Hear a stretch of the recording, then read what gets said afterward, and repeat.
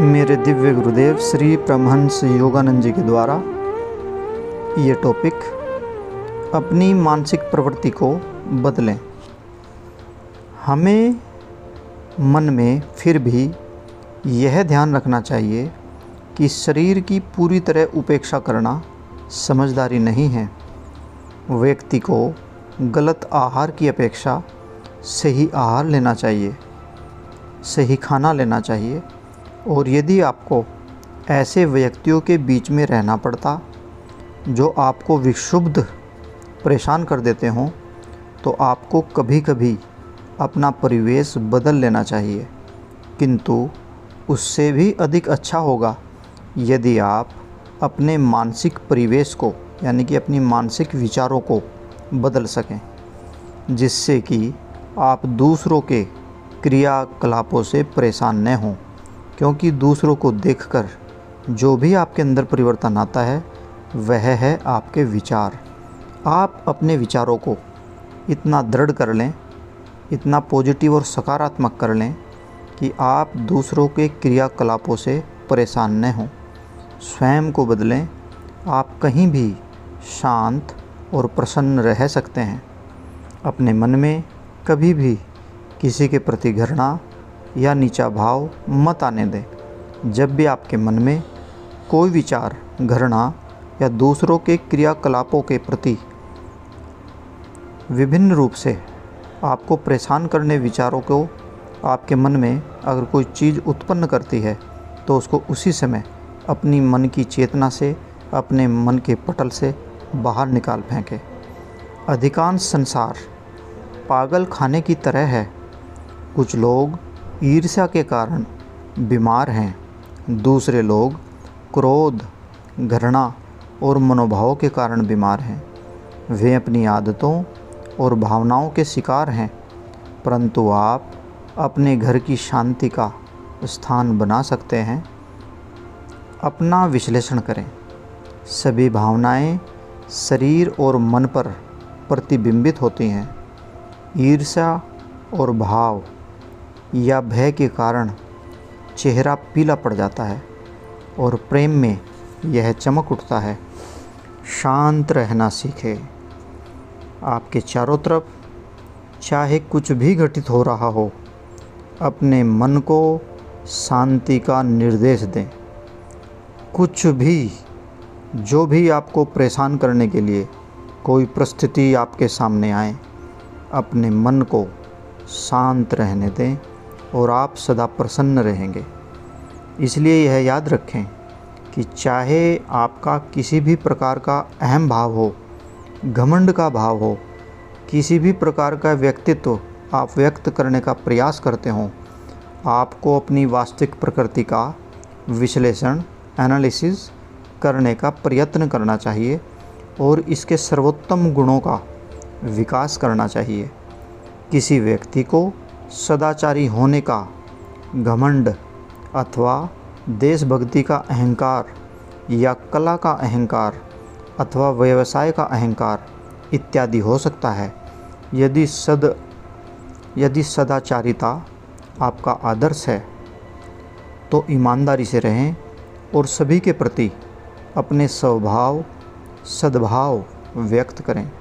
यही सच्ची सदाचारिता है। यह घमंड ही है जो स्वयं को अच्छा समझने वाले व्यक्तियों में अपने समीप रहने वाले कमज़ोर व्यक्तियों की निंदा करने के लिए इतना तत्पर रहता है। सच्ची सदाचारिता में अज्ञानवश गलत कार्य करने वालों के प्रति दया भी शामिल है। जब कोई व्यक्ति अज्ञानवश कोई गलत कार्य करे, तो उसके प्रति दया का भाव रखे, उसके प्रति घृणा मन में न आने दें। जो लोग भौतिक रूप से अहंकारी हैं, वे व्यर्थ में बहुत दुख भोगते हैं। ऐसे व्यक्तियों को आत्मनियंत्रण सीखना चाहिए, अन्यथा वे पदार्थ के मात्र गतिमान टुकड़े के समान। उन्हें दिन में अनेक बार धूम्रपान करना होता है। वे कोई विशिष्ट भोजन ही करते हैं। उनको दोपहर का भोजन न मिलने पर सदा सिर दर्द हो जाता है वे केवल किसी विशेष प्रकार के बिस्तर पर ही सो सकते हैं। सुख संसाधनों का उपयोग करना तो उचित है, परंतु उनके दास कभी मत बने। यदि आप बौद्धिक और भौतिक, मानसिक और दिखाई देने वाले संसार में अहम के मध्य में हैं तो यह अच्छी बात है, परंतु जब तक आप बौद्धिक, भौतिक और आध्यात्मिक रूप से एक संतुलित प्रकृति का विकास नहीं करते और उसे बनाए नहीं रखते, तब तक आप सुखी नहीं हो सकते। आपका आध्यात्मिक अंतर्ज्ञान, इंट्यूटिव पावर, आपको बताता है कि अपने जीवन को कैसे नियंत्रित करें जिससे कि आप इसके अधीन न हो जाएं। अपने निर्णय पर भौतिक अहम को शासन करने देना बुद्धिमानी नहीं है। आपके अंतःकरण और अंतर्ज्ञान को निर्णय लेना चाहिए। प्रसन्नता के लिए शर्तें, सादा जीवन और उच्च विचार। सादा जीवन और उच्च विचार आपका लक्ष्य होना चाहिए। ध्यान एवं अपनी चेतना का सदा रहने वाले, सदा चेतन, नित्य नवीन आनंद जो कि ईश्वर है के साथ अंतर संपर्क करके अपने भीतर प्रसन्नता की सभी अवस्थाओं को बनाए रखना सीखें। आपकी प्रसन्नता किसी भी बाह्य परिस्थिति से कदापि प्रभावित नहीं होनी चाहिए। आपका परिवेश कैसा भी हो, उसे अपनी आंतरिक शांति को स्पर्श न करने दें। अपना विश्लेषण करें। जैसा आपको होना चाहिए, जैसा आप बनना चाहते हैं, वैसा ही स्वयं को बनाएं। लोग सच्चा संयम कम ही सीखते हैं। वे कार्य करते हैं जो उनके उच्चतम कल्याण के लिए हानिकारक होते हैं और सोचते हैं कि वे स्वयं को सुखी बना रहे हैं, परंतु ऐसा नहीं है। आपको जिस कार्य को जब करना चाहिए उसे तभी करना चाहिए, और जिसे आप जानते हैं कि इस कार्य को करना हानिकारक है, उसे बचना। यही वास्तविक सफलता और प्रसन्नता की कुंजियां हैं। अपने मन को बहुत से कार्यों में मत उलझा कर रखें। विश्लेषण करें कि आपको उनसे क्या प्राप्त होता है और देखें कि क्या वास्तव में वे महत्वपूर्ण भी हैं या नहीं। अपना समय नष्ट न करें। सिनेमा देखने की अपेक्षा अच्छी पुस्तक पढ़ना आपको अधिक उन्नत करेगा। मैं प्राय कहता हूँ, यदि आप 1 घंटा पढ़ते हैं तो अपनी आध्यात्मिक दैनंदिनी में 2 घंटे तक लिखें, और यदि आप 2 घंटा लिखते हैं तो 3 घंटे तक उसका मनन करें, और यदि आप 3 घंटे तक मनन करते हैं तो सारा समय उस कार्य के प्रति ध्यान करें। चाहे मैं कहीं भी जाऊं, मैं अपना मन अपनी आत्मा की शांति पर निरंतर लगाए रखता हूं।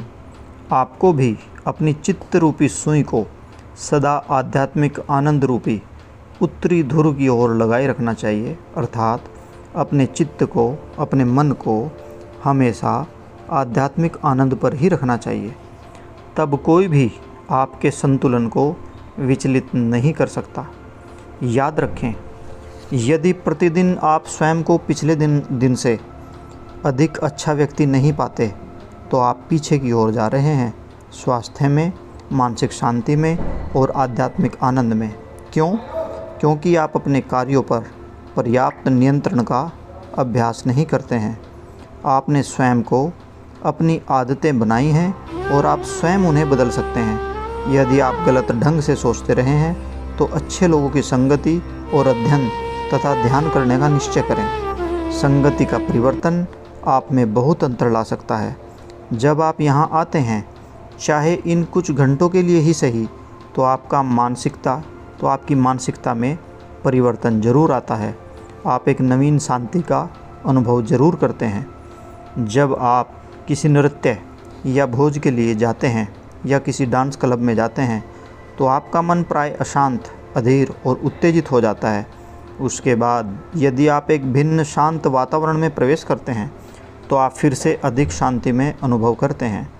आपके जीवन में सबसे अधिक प्रभाव, जो कि आपकी इच्छा शक्ति से भी अधिक शक्तिशाली है, वह है आपका इन्वायरमेंट, आपका परिवेश।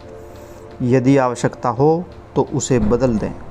जब तक आप मानसिक रूप से दृढ़ नहीं हो जाते, आप एक अच्छे वातावरण की सहायता के बिना वह कभी नहीं बनते जो आप बनना चाहते हैं।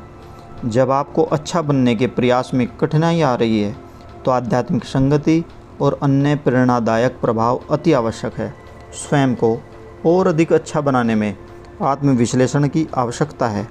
यदि आप निर्भीक होकर स्वयं का विश्लेषण करें तो आप दूसरों के द्वारा किया गया आलोचनात्मक विश्लेषण भी बिना झिझक के सहने योग्य हो जाएंगे। जो दूसरों की त्रुटियों के विषय में सोचते रहना पसंद करते हैं, जो दूसरों को में कमियां ही निकालते हैं, वे मानव गिद्ध की तरह हैं। संसार में पहले ही बहुत सारी बुराइयां हैं। बुराई के विषय में बात न करें, न उसको सोचें और न ही बुरा करें। गुलाब की भांति बने और आध्यात्मिक अच्छाई की मधुर सुगंध को चारों ओर बिखेरें। प्रत्येक व्यक्ति को यह अनुभव कराएं कि आप उनके मित्र हैं, उनके सहायक हैं, उनके विनाशक नहीं। यदि आप अच्छा बनना चाहते हैं तो स्वयं का विश्लेषण करें और गुणों को अपने में विकसित करें। अपने मन से यह विचार निकाल दें कि आपके स्वभाव में बुराई की कोई भूमिका है और तब यह समाप्त हो जाएगी। प्रत्येक अन्य व्यक्ति को यह अनुभव करा दें कि आप ईश्वर का प्रतिबिंब हैं, आप ईश्वर की संतान हैं, मात्र अपने शब्दों से नहीं अपितु अपने व्यवहार से। प्रकाश पर बल दें और अंधकार समाप्त हो जाएगा। अध्ययन करें, ध्यान करें और दूसरों का भला करें। जय गुरु जी।